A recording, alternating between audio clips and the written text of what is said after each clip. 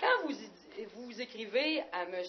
Sicotte, vous y allez probablement de quelques autres provocations déguisées pour me faire perdre contenance et me faire dire des choses qui pourraient avoir dépassé le fond réel de ma pensée, afin de peut-être revenir contre moi avec ses propos plus tard. Est-ce que vous avez bien écouté ce que M. Sicotte a dit? Non, cette fois-là, c'est lui qui avait m'écouté. OK.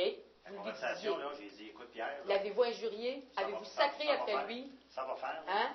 J'ai dit, Pierre, non, je ne l'ai pas injurié parce que M. Sicotte, je pense que si je l'avais injurié, puis si j'avais été si incorrect à son endroit, je ne pense pas qu'il aurait continué avec moi.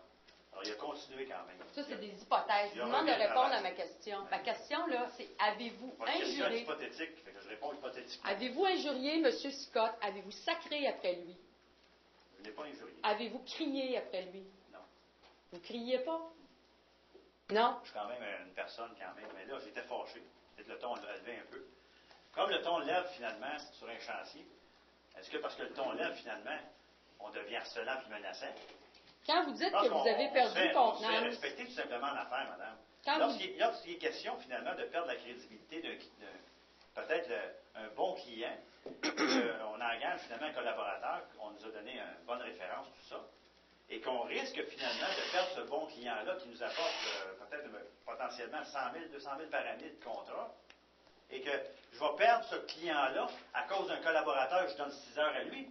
Voyons donc, c'est moi qui ai le contrôle de mon mandat. J'ai un mandat de 150 heures de dessin d'atelier. Je lui donne un sous-contrat de 6 heures. Puis M. Sicotte veut venir me contrôler? Veut venir me dire quoi faire?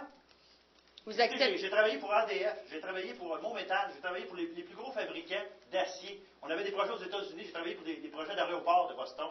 Okay. Alors, pensez-vous que M. Sicotte va me dire quoi faire maintenant dans les dessins d'atelier? Okay. Vous refusiez donc de faire... 5 personnes, madame. Vous refusiez de faire les correctifs que M.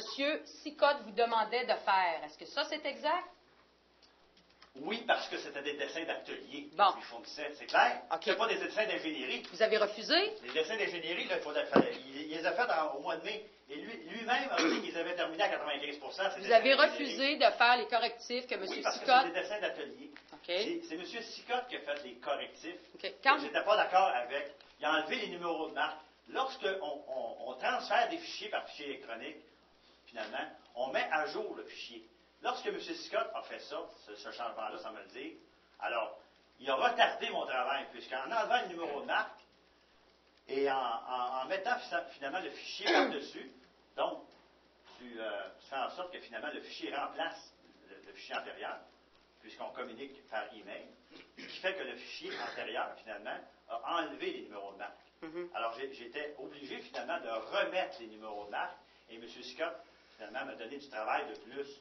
J'avais-tu besoin de ça? À 6-7 dessins par jour à produire, puis à respecter mes échéances. Quand vous dites le 27 juin... J'étais en colère contre M. Sicotte, parce qu'il n'arrivait pas à comprendre, finalement, mes besoins à moi.